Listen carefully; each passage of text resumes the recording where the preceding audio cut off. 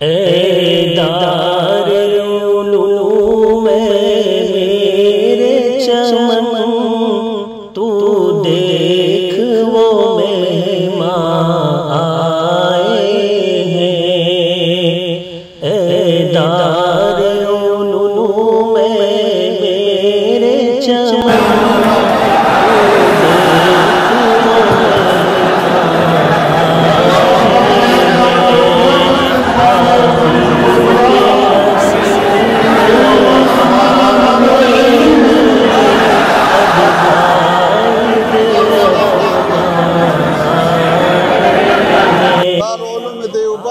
اس احسان کا اور حضرت شیخ صاحب کا مشکور ہوں کہ ہم کو دارالعلوم دیوبند کے سند سے نوازایا۔ اللہ تعالیٰ یہ مرکز علمی ہمیشہ کے لیے کامیاب اور سرشار رکھے۔ اللہ تعالیٰ نے جو عزت آپ کو دیا ہے اور جو منقبت آپ کو دیا ہے، اللہ تعالیٰ سارے مسلمانوں کو نصیب کرے۔ اور ہم ایک بار پھر آپ کا شکریہ ادا کرتا ہوں کہ آپ حضرات نے انتظار کیا اور استقبال کیا، یہ ہمارے لیے بہت بڑا سعادت ہے۔ اور جناب شیخ صاحب اور سارے اساتذہ کا میں شکر گزار ہوں کہ انہوں نے بہت محبت کے ساتھ مجھ کو نوازایا۔ یہی سند پہ جزاکم اللہ خیراً۔ انشاءاللہ بعد میں تفصیلی بات کروں گا انشاءاللہ تعالی۔ سب سے خصوصی دعاؤں کے درخواست ہے افغانستان کے لیے، اسلامی عمارت کے لیے، ہمارے لیے اور سارے مسلمانوں کے لیے۔ اور امید ہے کہ اللہ تعالیٰ یہ جو آج کل باتیں چل رہے ہیں غزے اور فلسطین کے مسلمانوں پر بھی رحم کرے۔ امید ہے کہ کامیابی نصیب ہو جائے۔ جزاکم اللہ خیرا۔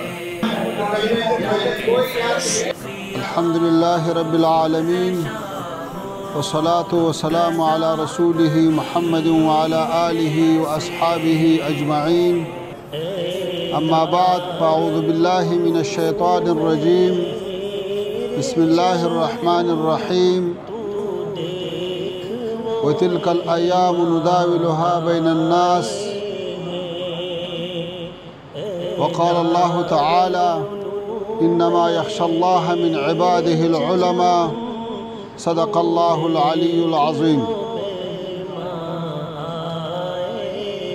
صبت علی مصائب لو انها صبت علی الایام سرن لیالیا۔ دارالعلوم دیوبند کے قابل قدر اساتذہ، مشائخ عظام، طلباء کرام اور محترم حاضرین، سب سے پہلے آپ کو اور ہندوستان کے تمام مسلمانوں کو افغانستان کے اکابرین، علماء کرام اور عوام کی جانب سے سلام اور نیک تمنائیں پیش کرتا ہوں۔ آپ کے باسعادت اور خوشحال زندگی کا طلبگار ہوں۔ دارالعلوم دیوبند کے مؤسس مولانا محمد قاسم نانتوی رحمۃ اللہ تعالی علیہ اور دیگر اکابرین رحمہ اللہ تعالی کی خدمت میں سعدی شیرازی صاحب کا 2 شعروں کا نذرانہ پیش کرتا ہوں۔ پشت دوتائی پلک راست شد از خرمی، تا چو تو فرزند ذات مادر ایام را۔ وصف تو را گر کند ور نکند اہلی پزل، حاجتی مشاط نیست روی دلارام را۔ محترم حاضرین، بر صغیر ہند کے مسلمانوں اور افغان عوام کے درمیان تعلقات کے تاریخ بہت پرانے ہیں، جو 10 صدیوں سے بھی زیادہ عرصہ پر محیط ہے۔ یہ صرف افغان سلاطین نہیں تھے جنہوں نے اسلام پہنچانے میں اہم کردار ادا کیا، جن کے ناموں سے ہندوستان کے مسلمان واقف ہے، بلکہ علمی لحاظ سے بھی یہ تعلقات اتنے مضبوط ہے کہ ایک دوسرے سے ناقابل شکست ربط اور اتصال رکھتے ہیں۔ اگر افغانستان کے علماء کرام مولانا عبدالحق محدث دہلوی، امام ربانی شیخ احمد سرہندی، حضرت شاہ ولی اللہ صاحب، مولانا میر زاہد ہیروی صاحب، قاضی محب اللہ بہاری صاحب، مولانا خلیل احمد سہارنپوری صاحب، شیخ الہند مولانا محمود الحسن صاحب، علامہ انور شاہ کشمیری صاحب، مولانا اشرف علی تھانوی صاحب رحمہ اللہ تعالی اور دیگر علماء کرام کے کتب اور علمی فیض سے اساتذہ استفادہ کرتے ہیں، اور ان حدیث کی روایت کے سند مولانا حسین احمد مدنی صاحب، حضرت شیخ الہند صاحب، مولانا رشید احمد گنگوہی صاحب، مولانا قاسم نانتوی صاحب، شاہ محمد اسحاق صاحب اور شاہ عبدالعزیز صاحب رحمہ اللہ تعالیٰ کے نامون سے وابستہ ہے، تو دوسری جانب ہندوستان کے اکثر علمی خانوادوں کے جڑے افغانستان تک پہنچتے ہیں، جس طرح کے خواجہ معین الدین چشتی رحمہ اللہ جو ہرات کے چشت شریف سے تعلق رکھتے ہیں، نقشبندیہ سلسلے کے مرشد اعلیٰ امام ربانی شیخ احمد سرہندی جو مولانا فرخ شاہ کابلی کی اولاد سے ہے، اسی طرح میر زاہد ہیروی ہے جن کا اصلاً تعلق افغانستان کے علاقے ہرات سے ہے۔ یہ حقیقت ہمیں اس بات کی جانب متوجہ کرتے ہیں کہ افغانستان اور ہندوستان کے اسلامی سماج کے درمیان روابط صرف عقیدے، فکر اور منہج کے اعتبار سے نہیں بلکہ سیاسی، علمی اور تاریخی قابل فخر مشترکات کے اعتبار سے بہت مضبوط ہے۔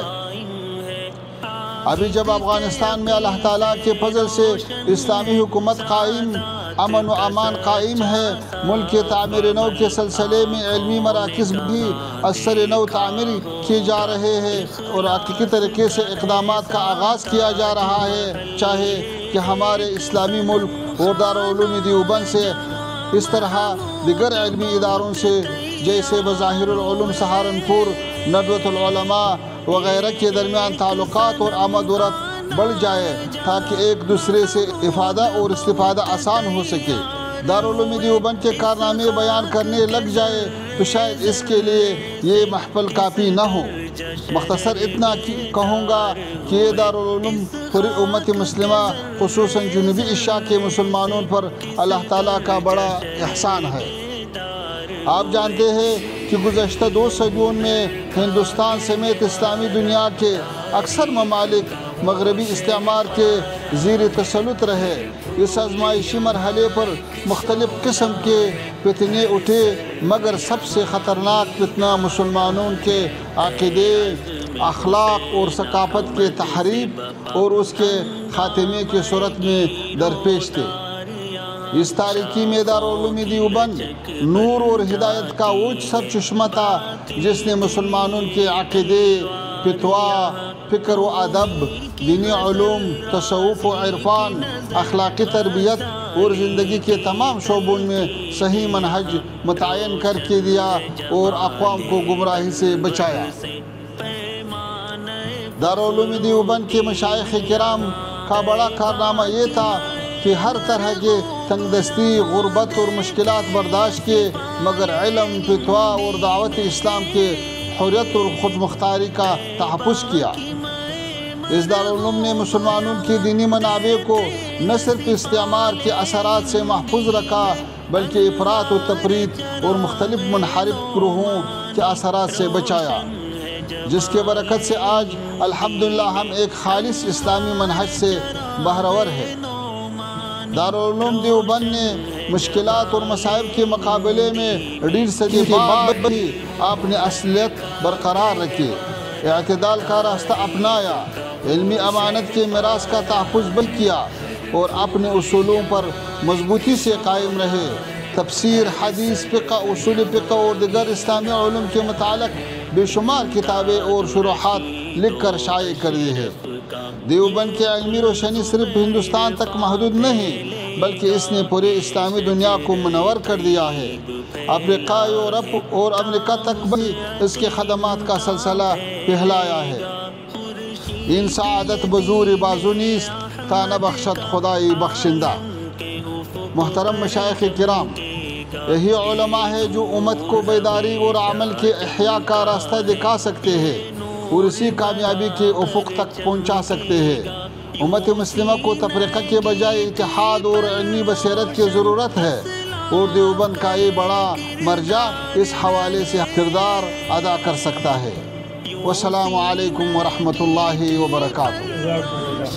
اسلاف کا یہ کردار رہے، آنکھوں میں رہے انوار حرم، سینے میں دل بیدار رہے، سینے میں دل بیدار رہے۔ یہ علم و ہنر کا گہوارہ، تاریخ کا وہ شہپارہ ہے، ہر پھول یہاں ایک شعلہ ہے، ہر سرو یہاں مینارہ ہے۔